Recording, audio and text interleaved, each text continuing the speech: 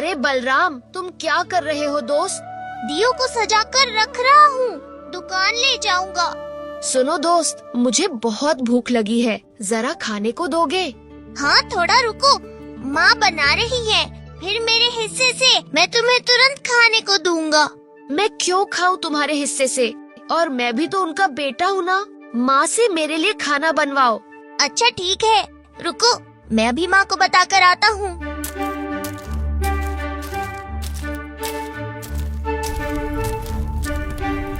माँ, मेरे दोस्त जगन के लिए भी खाना बना दीजिए, वो भी खाएगा।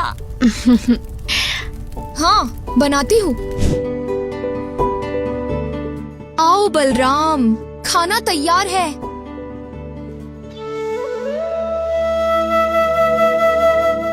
माँ, इसमें जगन के लिए भी दे दो। माँ, मैं जा रहा हूँ, घर के अंदर बैठकर खाऊंगा।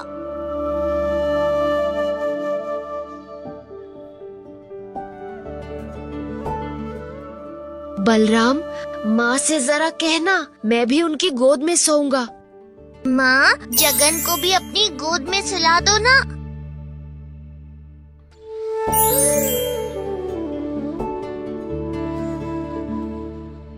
सुनो जम्बू, मैं अभी सामान लाने के लिए जरा बाहर जा रहा हूँ। तुम मेरे लिए कंधा बांध दो ना, मैं रास्ते में खा लूंगा। अरे लेकिन तुम अकेले क्यों जा रहे हो? अपने साथ में बलराम को भी ले जाओ। मैं ले ही जाता, लेकिन फिर उसका गुरुकुल छूट जाएगा। रहने दो, मैं अकेला चला जाता हूँ। अरे बलराम, उन्हें कह दो ना, मैं भी उनके साथ जाऊंगा। बाबा, आप अकेले जाने की चिंता मत कीजिए, आपके साथ जगन भी जाएगा। जब भी आपको कुछ भी जरूरत पड़े, उसे याद करना, वो आपकी जरूर सुनेगा।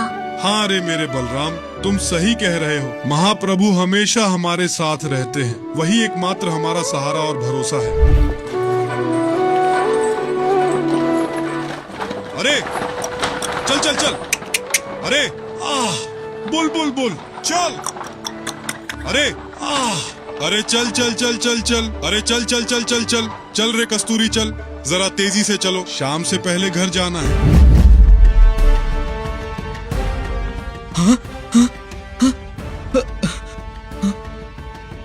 अरे तुम लोग कौन हो और तुम सबने मुझे ऐसे क्यों घेर लिया है?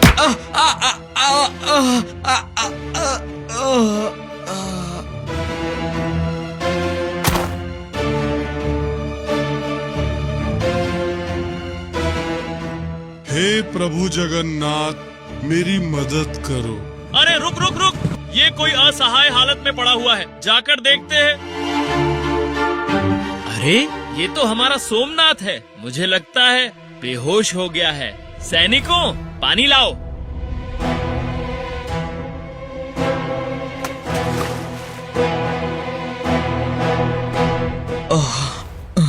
अरे सेनापति बटुकनाथ, आप यहाँ? अरे रहने दो, उठो मत, आराम करो आराम करो। मुझे अरे सोमनाथ को जल्दी वैद्य के पास ले जाना होगा। सैनिकों चलो।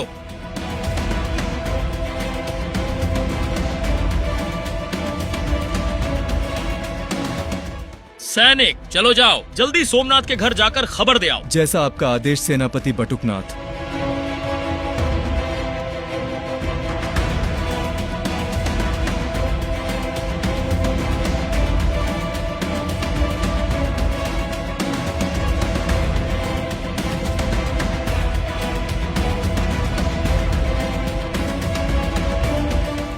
ये मैं कहाँ आ गया हूँ?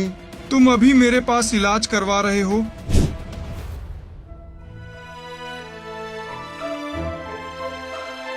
हे मेरे प्रभु जगन्नाथ, मेरे स्वामी को ये क्या हो गया है प्रभु? अरे मत रो माँ, मत रो, धैर्य रखो, तुम्हारे स्वामी को कुछ नहीं हुआ, वो जल्द ही ठीक हो जाएंगे। अरे ये तुम्हारे साथ ऐसा कैसे हुआ? किसने तुम्हारी ऐसी हालत कर दी?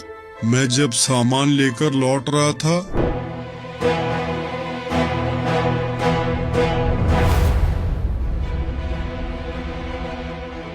बिल्कुल सही समय पर सेनापति बटुकनाथ देवदूत बनकर आ गए। उनकी वजह से मैं बच गया। प्रणाम सेनापति महोदय, आपने मेरे परिवार को बचा लिया। आपके चरणों में कृपया मेरा कोटि कोटि प्रणाम स्वीकार करें। मैं आपको क्या कहकर धन्यवाद बोलूं? मैं कुछ समझ नहीं पा रही हूँ।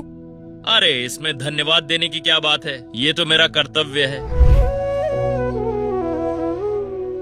अरे जम्बू, मुझे जरा सहारा देकर दुकान तक ले चलो, मुझे दुकान खोलना है। तुम्हें तो वैद्य ने कहा है ना, हफ्ते भर आराम करने के लिए। तुम्हारी तबीयत ठीक नहीं है, दुकान बंद रहने दो। दुकान बंद रहेगी तो हम पकाएंगे क्या और घर कैसे चलेगा? बाबा, आपके ठीक हो जाने तक मैं दुकान चलाऊंगा। लेकिन तुम गुरुकुल कब जाओगे? चिंता न करो बाबा, मैं गुरुकुल जाऊंगा और खाली समय में दुकान भी चलाऊंगा। अब अगर यहाँ जगन होता तो बहुत अच्छा होता। जगन, तुम यहाँ? हाँ, मुझे तुम्हारी याद आई, इसलिए चला आया। लेकिन तुम्हें मेरी याद नहीं आई ना? किसने कहा? पता है ना तुम्हें, याद तो मैं हमेशा हर पल करता हूँ। ऐसा कोई भी पल नहीं है जब मैंने तुम्हें भुलाया हो। बस इसलिए तो तुम ही हो मेरे सबसे प्रिय दोस्त। जगन, तुम कह रहे थे हमारे घर के बेटे हो, तो फिर बेटे होने का कर्तव्य क्या है? अब तुम दुकान पर बैठो, मैं गुरुकुल जाकर आता हूँ। ठीक है दोस्त, अब तुम जाओ, मैं यहाँ बैठूंगा।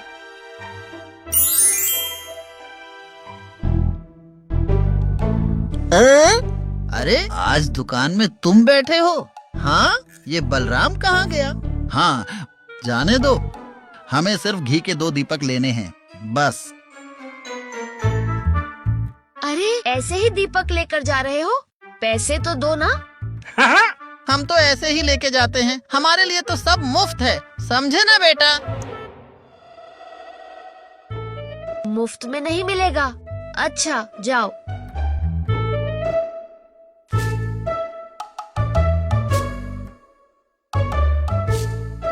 अरे भाई गटरू, देखो ये दीपक जल क्यों नहीं रहा है?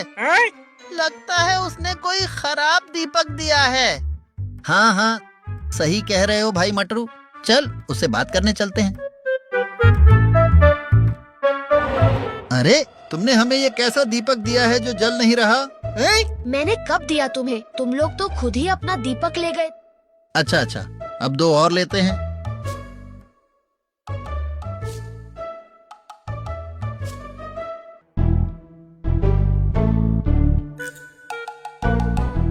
अरे भाई, ये वाला भी नहीं जल रहा है, चल 2 और लेकर आते हैं। अरे कैसे दीपक है? ये भी नहीं जल रहे, तो 2 और ले लेते हैं।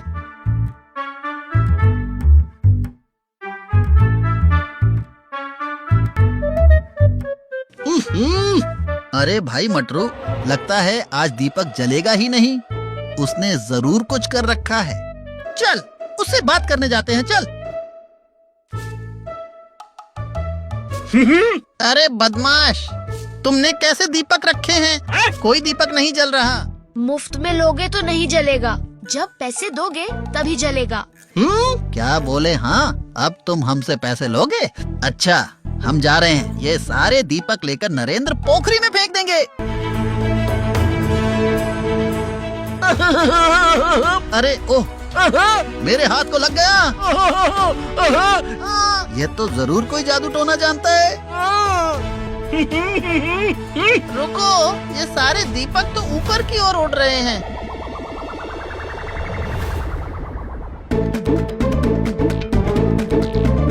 अरे अरे अरे, भागो भागो, यहाँ से भागो, ये दीपक सब हमारी तरफ ही चले आ रहे हैं। भाई गटरू, अरे यहाँ से भाग चलो, भाग चलो। मुफ्त का दीपक नहीं मिलता। अब देखो तुम्हारे साथ क्या होता है।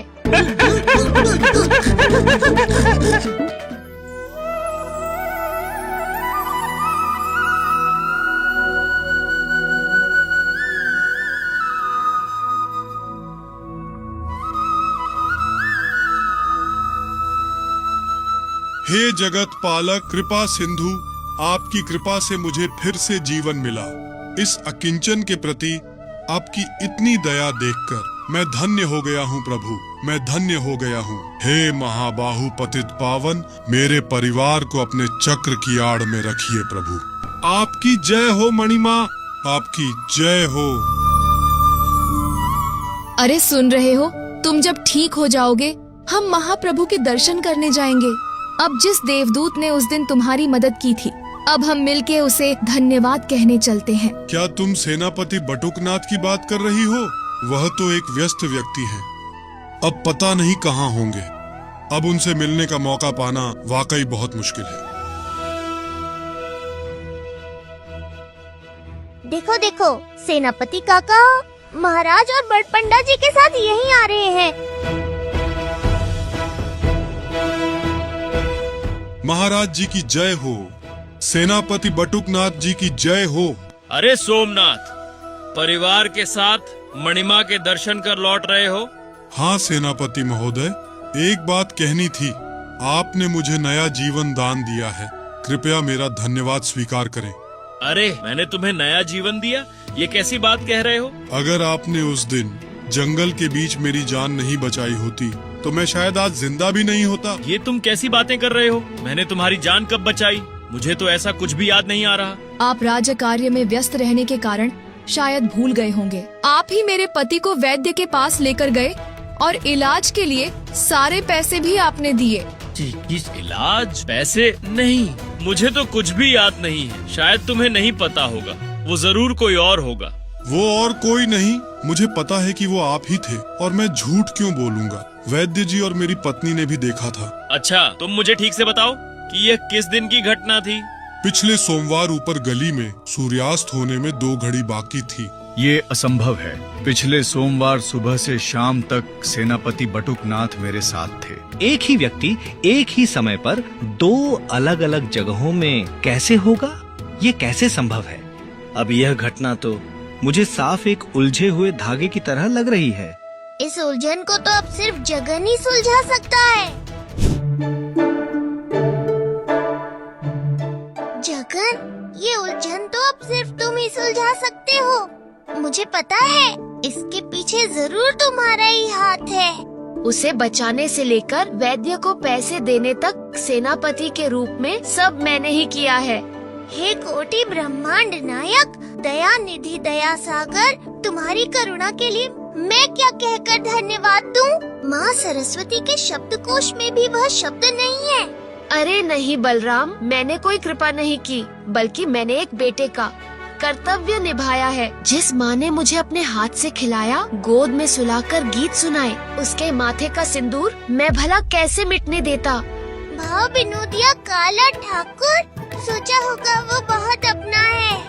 पाया था बेटे का प्यार, इसीलिए बचाया माँ के माथे का सिंदूर। जय जगन्नाथ।